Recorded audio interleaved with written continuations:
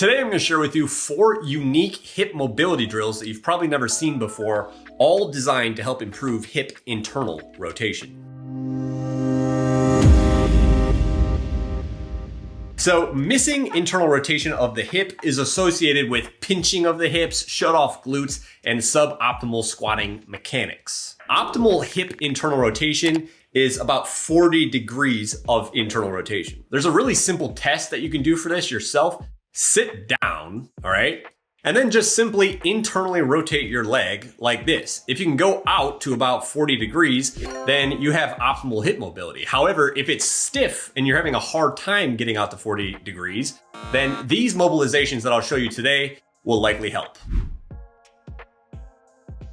All right, so for this first mobilization, you're gonna need a stick. You can use a dowel rod. Lots of gyms have sticks available. You can use a broomstick, doesn't really matter, but you're gonna do this one seated, all right? The hips are in a flexed position. It's always good to mobilize in the position that you're wanting to improve. Having hip internal rotation at the bottom of the squat is really, really important. And this kind of emulates that scenario. Your hip is in a flex position while we're working on the hip internal rotation. So in order to do this with the stick, you're basically going to get set up like this, okay? You're going to have the stick on the outside of your leg bone coming into the shin like this, okay? And what we're gonna do here is we're gonna use the stick as basically a lever to internally rotate the hip like this. Be very gentle with this, okay? Motion is lotion.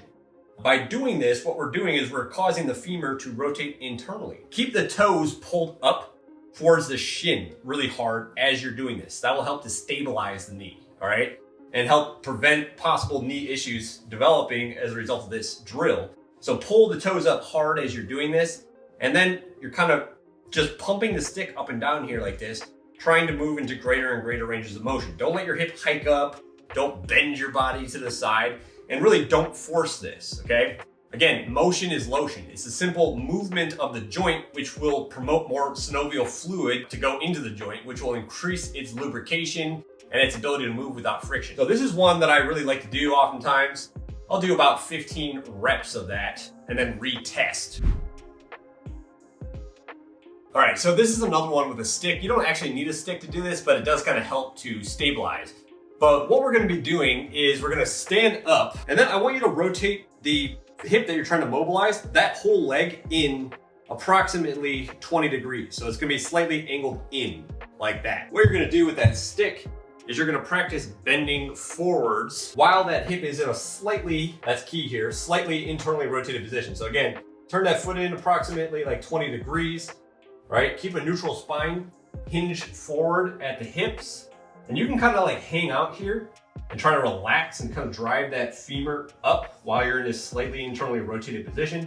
Or you can make this more of an active drill and kind of work into hip flexion and a little bit more of an extended position actively, like this, all right?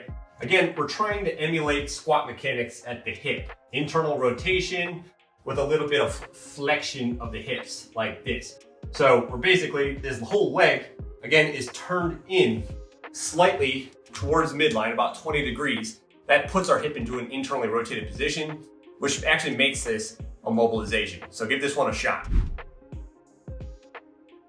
For drill number 3, you're gonna need a foam roller. And before I show you this, I'm gonna explain to you a little bit about what we're trying to accomplish with this and how this works, okay?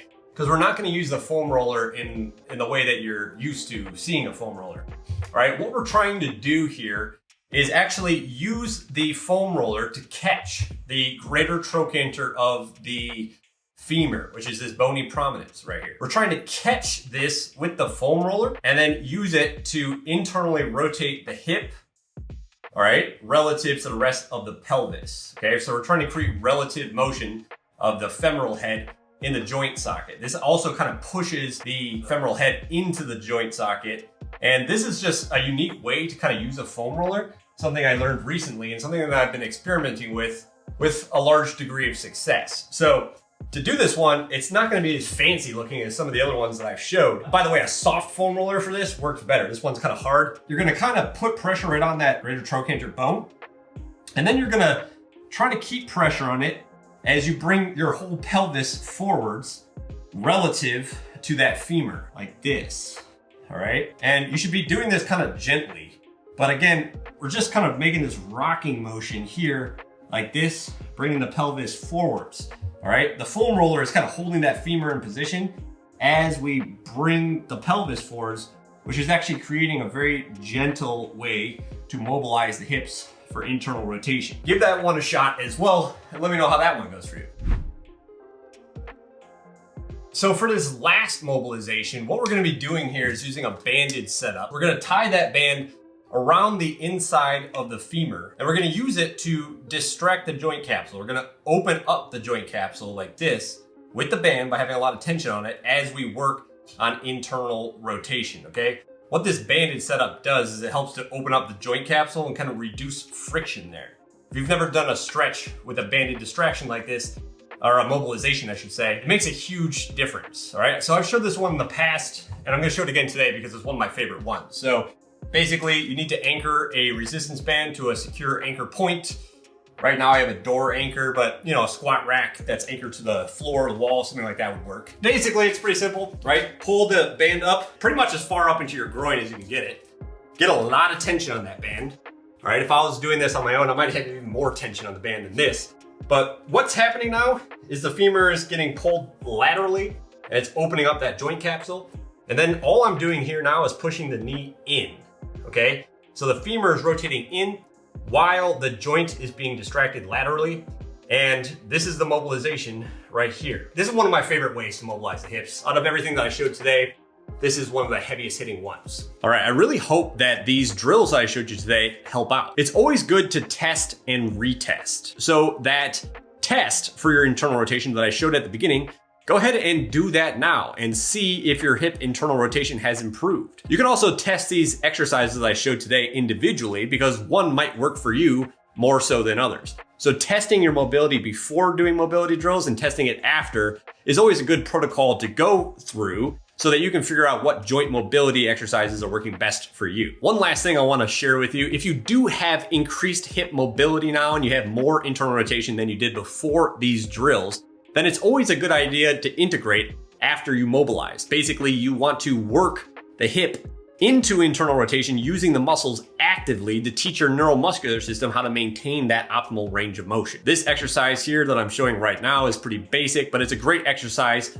for integrating the hip after we're done mobilizing it. Just pinch a foam roller between your knees and then work that hip into internal rotation like this. Usually if I'm doing hip mobility drills, I'll follow the hip mobility drills with 2 sets of 15 reps of this exercise. I really hope that you enjoyed this video. If you did, I really think you're gonna like my free workout that helps you correct muscle imbalances, postural misalignments, mobility and flexibility issues while getting you stronger and leaner. If you wanna get access to that free workout, just open up the comments down below. It'll be the first pinned comment down below. It'll also be in the description. If you're looking for another place to get that workout, click this link up here. Basically, these links will take you to my website where I'll ask you for your email and I'll send you a copy of this workout within 5 minutes. If you haven't yet subscribed to my YouTube channel, go ahead and click this over there to do that, or down below over there somewhere, or over here, I don't know where it is. If you want to see another video similar to this one, click this over here. That's it for today. I'll see you next time.